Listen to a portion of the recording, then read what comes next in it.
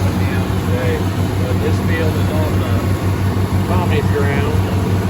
This field was terraced back when they were farming it. It's really hard on our hay stuff to drive over them terraces, especially the pickup from the baler. We just mow out each patch between the terraces, and the field can't be, there's no way it's much more than 10 acres. There's 1, 2, 3, 4, 5, 6 pieces in it. And it just takes a lot of time to get it mowed, but we're about to get done. Had a couple little breakdown hiccups here this morning, and it's just now noon on Monday morning. Lost couple of bolts out of the steering deal on this tractor. Had to go borrow one out of another tractor so I could keep it going. Identify what bolt I needed. Then figured out it's fine threaded, so I didn't have any. The big one, fine threaded, 5/8 I think. Short, fine threaded. Anyway. Dad coming around. He's driving mowing with the 970. Both of our mowers are Kuhn GMD 800 HD. He gave me the thumbs up. I don't know whether you've seen it or not. He's we worked on his air conditioning a little bit and we couldn't make it go.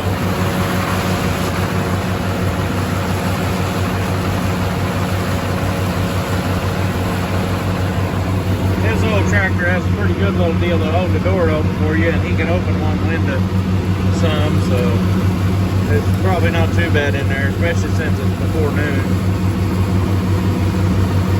But I bet he'll be getting it figured out.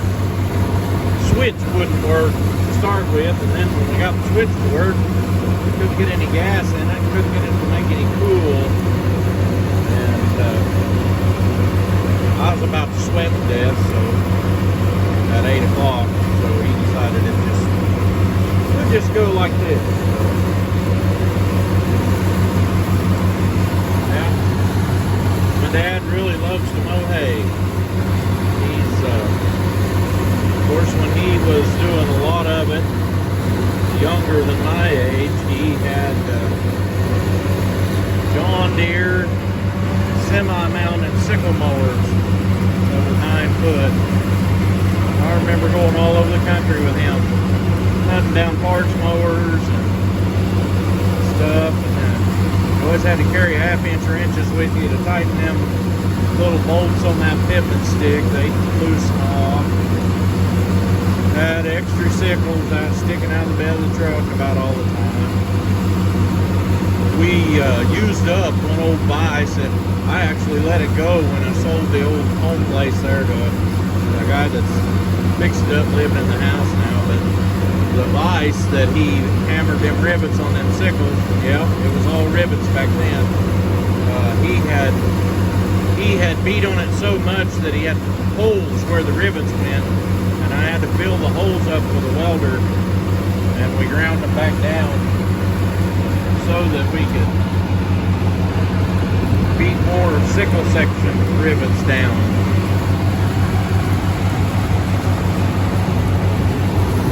Back to using the 1086 today.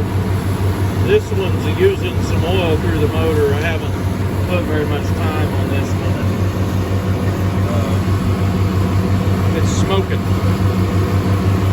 If the wind ain't blowing a little bit and you're turning around a corner just every little bit while we're mowing, it makes my eyes hurt a little bit because it's smoking some.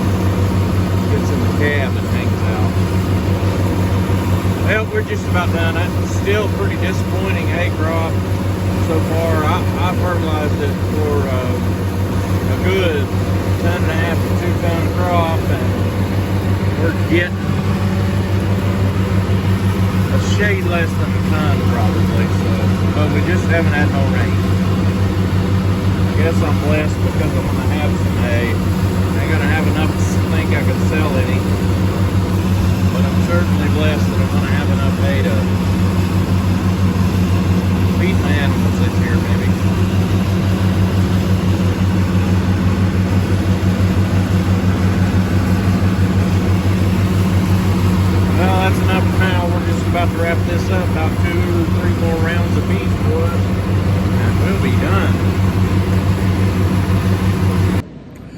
it's Wednesday and I'm here at church camp.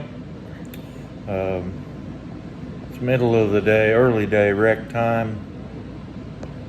Students are all out of the cabin. They'll probably come in here about the time I get almost done recording this. But those 3 patches that Dad and I cut on Monday, Scott raked and baled them yesterday and only got like 52 or 3 bales, which made the whole thing down there at that place make 97 bales, and it was 60 acres is best we can figure what I usually bale of it. But some of it we didn't bale at all because it was so thin.